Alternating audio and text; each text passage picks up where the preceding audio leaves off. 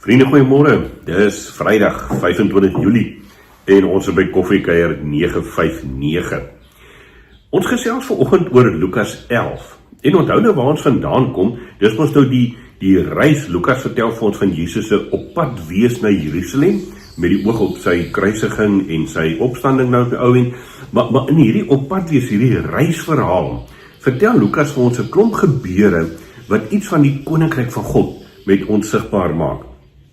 Daar, so 2-3 weke gelede, het ons gepraat oor die gedeelte waar Jesus daar die dorpie in Samaria wou besoek en die mense wou hom nie ontvang nie, en dan stof hy eintlik so half die stof van sy voete af en hy gaan aan na die volgende dorp toe en dan stuur hy die 72 uit om eintlik te gaan sê, gaan tref voorbereiding sodat ons nou nie weer onverhoeds betrap word op 'n sekere manier nie. In na die tussengedeelte word ook gepraat van wat dit beteken om 'n volgeling van Jesus te wees, 'n disipel te wees. Daai wat sê, daar's nie redes of verskoning van, ons moet eers die dooies gaan begrawe, wat ek kan nie, volg hom, dis waaroor dit gaan. Dan het ons nou ook gekyk na die gedeelte waar Jesus dan die gelykenis van die barmhartige Samaritaan vertel.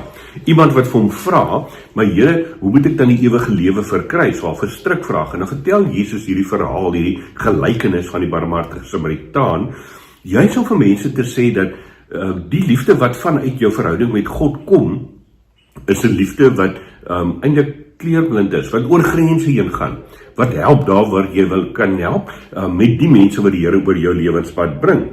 En verlede week het ons dan gekyk na die gedeelte, verlede Vrydag, Sondag en dan ook afgelope Dinsdag, die gedeelte waar Jesus en hierdie gevolg van hom dan nou by Martha en Maria in huis is, en Martha wat so 'n bietjie ontsteld is oor Maria sit en niks doen en net by Jesus se voete luister, terwyl sy al die werk moet doen, en dan sê Jesus vir Martha, hierdie beste deel wat Maria gekies het, sal nie van haar weggeneem word nie.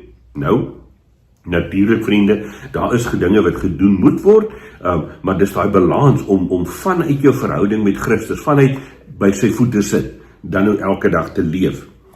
En dan net die volgende gedeelte in Lukas 11, wat ons vanmôre gaan saam lees, is Jesus iewers op 'n plek besig om te bid. Hy het ons hierdie ritme gehad van bediening, van tussen mense wees, maar van onttrek om dan ook in stilte voor sy Vader te bid. En Jesus was by so 'n geleentheid besig om te bid, en as hy dan terugkom, dan vra die disippels vir hom, een van die disippels vir hom, en sê vir hom, Here, leer ons ook bid. Want ons het gesien, Johannes leer ook sy volgelinge bid, sy disippels bid. En ek wonder baie keer oor hierdie vraag van hierdie disipel, want uit die Ou Testamentiese tradisie, uit die Joodse tradisie uit, moes hulle mos nou eintlik die boeke van die Torah, of die boeke van Moses, soos wat hulle dit geken het, moes 'n jong Joodse seentjie uit sy kop uit kon opsê. So hulle het hierdie rympies geleer van al die inligting, al die kennis wat hier bo in die kop moes wees. Maar hulle verstaan van 'n persoonlike verhouding met God was mos nou ook op 'n manier anders as wat ek en jy as Nuwe Testament gelowiges daaroor nadink. So ek wonder sommer of hierdie ouens nie, hierdie disipel nie vir Jesus gesê het, ons moet nou slag iets leer, laat ons nou die kopkennis hê, dat ons hierdie rympie, hierdie gebed kan opsê, die mooi gebed kan opsê nie. En dan vriende lees ons dat Lukas vir ons sê in vers 2, Jesus sê toe vir hulle, wanneer julle bid, sê dan, Vader, laat u naam geheilig word, laat u koninkryk kom.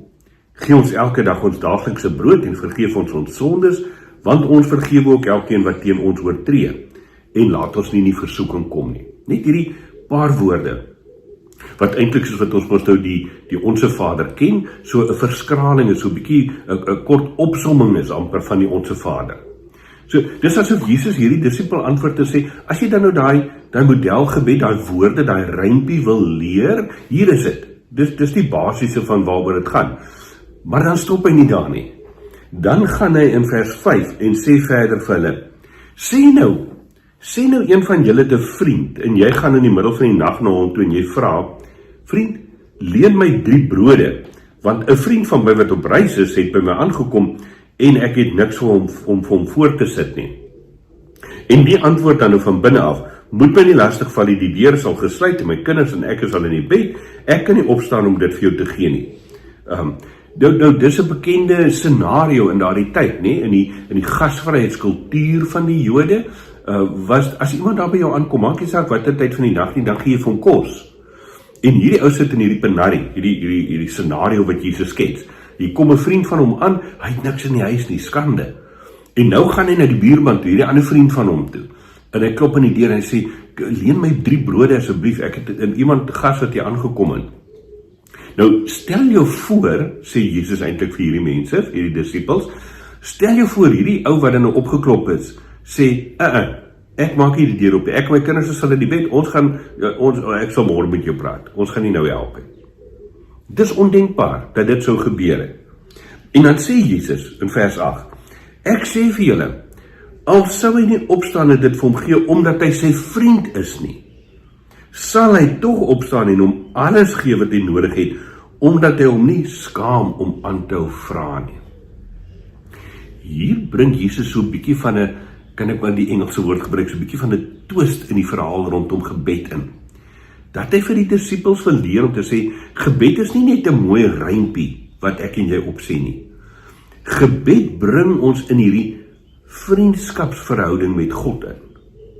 En dan gaan hy verder en hy sê in vers 9, ek sê vir julle, vra en vir julle sal gegee word. Soek en julle sal kry.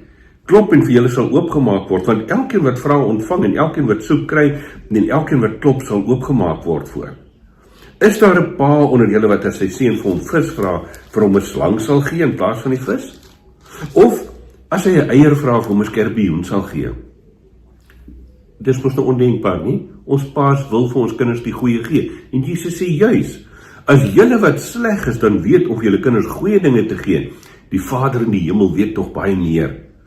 En hy sal die Heilige Gees gee vir die wat vra. Nou vriende, ons gaan Sondag in die erediens, ek is hier by Kleinmond Kerk in die woord wat uitgesaai word, gaan ons 'n bietjie verder grawe oor hierdie verhouding waarvan Jesus praat, wat tot stand kom. Ek wil jou uitnooi om vandag en môre stil te word in die teenwoordigheid van die Gees en na te dink oor, wat is jou prentjie van God? Hoe dink jy oor God? Dink jy in terme van 'n gebedslewe aan God as hierdie persoon met wie ek en jy kan praat, met wie ons in gesprek kan tree? Nie net 'n rympie opsê aan die einde van die dag voor jy in die bed klim, of wanneer jy ook al stilte tyd hou nie, maar 'n verhouding, wat eintlik nie net afgegrens word tot ons stil tye nie, maar dwars deur die dag mos nou 'n verhouding met die lewende God is. Dink 'n bietjie daaroor na. En dan nooi ek jou uit om Sondag in te skakel by ons erediens.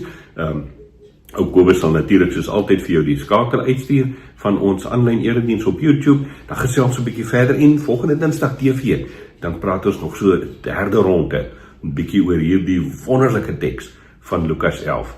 Gaan lees dit gerus weer deur, raak stil daaroor, hoor by die Gees ook wat jou verhouding met God is en hoe jy daaroor kan dink. Kom ons bid dan saam vanmôre, ook as gelowiges. Here, baie dankie dat ons weet, ons kan met U praat. En dat ons enige tyd van die dag of nag, Vader, as ware aan die deur kan kom klop en sê, ek het U nodig, ek het hulp nodig. Dankie dat ons weet, U is altyd bereid om te antwoord. U is altyd gereed om by ons betrokke te raak. Here, en as ons oor gebed nadink, dan weet ons, U verhoor nie altyd gebede op die manier waarop ons dink dit moet gebeur nie, maar U gee vir ons wat ons nodig het en wat vir ons goed is. En vanoggend wil ons eintlik maar net Here Jesus voor U kom buig en vir U sê, ons is hier. En gee dat ons ook vandag en môre vanuit hierdie gebedslewe sal leef. Dat ons gebed nie maar net 'n paar sekondes, 'n paar woorde, 'n paar sinne sal wees wat ons praat wanneer ons stil word nie, maar dat dit eintlik 'n lewenswyse in U teenwoordigheid sal wees. Dankie Heilige Gees, dat U vir ons die woorde in ons hart en gedagtes gee, waarmee ons inderdaad dan ook na die Vader kan kom om met Hom te praat. Ons eer U daarvoor en ons bid dit in Jesus naam. Amen. Vriende, ek hoop jy het 'n heerlike Vrydag verder. Ons gaan die naweek lekker saam kuier hier in die gemeente. Ons het môre 'n stytbraai, Barend Vos, afgetrede predikant daar van Warrington op 'n stadium ook waar my pa was. Hy gaan so 'n bietjie met ons van sy mooi komiese verhale vanuit die bediening ook kom deel. En dan Sondag is ons saam in die erediens.